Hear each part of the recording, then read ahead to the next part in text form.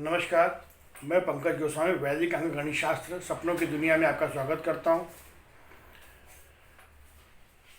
अधिकतर लोगों को गणेश जी और सांप शंकर भगवान के सपने ज़्यादा आते हैं। तो अगर एक बार सपना आया, दो बार आया, तो वो लोग बहुत डर जाते हैं और सोचते हैं कि हमने कुछ ऐसा पाप किया है क्या, या हमने कोई मन्नत मांगी थी जो अभी अधूरी रह गई है, जिसका हमें पूरा करना है, जिसका हमें सपना आ रहा है। ये सब एक प्रकार का अंधविश्वास है। अगर सपने में सांप अधिकतर रोजाना दिखाई दे रहे हैं कि आपके पीछे भाग रहे हैं, आपके पीछे भाग रहे हैं, सब सांप आपके पीछे भाग रहे हैं, रोजाना के सपने में आ रहा है, रोजाना सपने में आ रहा है कि भाई आप सब लोग सांपों को मार रहे हैं, सांप के साथ में आप लड़ाई कर रहे हैं, सांप आपको काटने के लिए आ रहा है, आप भाग रहे हो, डर रहे हो। तो इसका अर्थ क्या होता है? इसका अर्थ ये होता है कि ये नहीं कि हम किसी के पास चले जाएं, भाई हमको शंकर भगवान के मंदिर जाना है, हमको भगवान के बदल चढ़ाना है, ये सब नहीं। देखिए, काल सर्प योग जो होता है, ये इस संसार में जितने लोग हैं सभी को होता है। किसी को छोटा होता है, किसी को बड़ा होता है। काल सर्प योग का लक्षण क्या है? काल सर्प योग का लक्षण एक ही है कि जब इंसान उन्नति करता है, उन्नति करते करते जब वो आगे आगे की ओर बढ़ता है, ऊंचाई के शिखर पर जाता है, काल सर्प योग का एक ही काम है कि बड़ा है तो क्या करेगा, उसको पकड़ के फिर से नीचे खींच लेगा और फिर से वहीं से इंसान जो है ABCD फिर से शुरू करता है।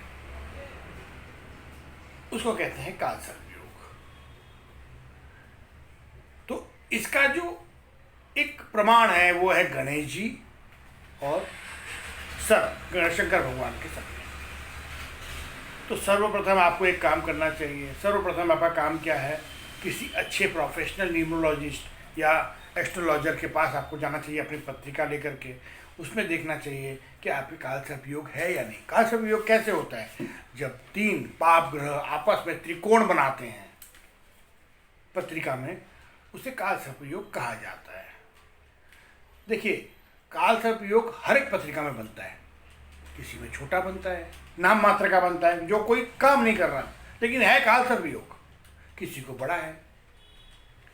तो सर्वप्रथम अंधविश्वास न मानते हुए आपको सबसे पहले किसी अच्छे एस्ट्रोलॉजर के पास जा करके अपनी पत्रिका उसे ठीक से बता करके आप उनसे पूछ सकते हैं कि हमें ये सपने आ रहे हैं, क्या इन सपनों का इनसे कोई संबंध है? अगर नहीं है संबंध और कुछ दिन के बाद अगर वो सपने बंद हो जाते हैं, तब तो कोई दिक्कत नहीं है। और अगर वो सपने लगातार चलते रहते हैं, तो सर्वप्रथम आपको ये पता करना पड़ेगा कि आप जिस रास्ते से आते हैं, जहाँ आप बैठते हैं, जहाँ रोज का आपका उठक बैठक है, वहाँ पर कोई गंदगी तो नहीं है। जब गंदगी हमारे शरीर पे लगी हो, हमारे पैरों के तलवों में लगी हो, हमारे सर पे लग जाए गंदगी, तो वो गंदगी हमें निश्चित तौर पे इस तरीके के सपने, या तो डरावने सपने, आप सांप से भी डर ही रहे हो, किसी भी चीज़ से आप डर ही रहे हो। गणेश जी बार बार आ रहे हैं तो आप डर रहे हो, अरे भाई ये क्यों आ रहे हैं, हमने कोई मन्नत अधूरी रखी है क्या? ऐसा नहीं होता। ये सब चीज़ें जो हैं, ये सब चीज़ें हमारे शुद्धता और अशुद्धता के ऊपर आधारित हैं। तो सर्वप्रथम आप ये पता करिए और उसके बाद आप उसका निर्णय लीजिए, निवारण करने की कोशिश करिए। धन्यवाद।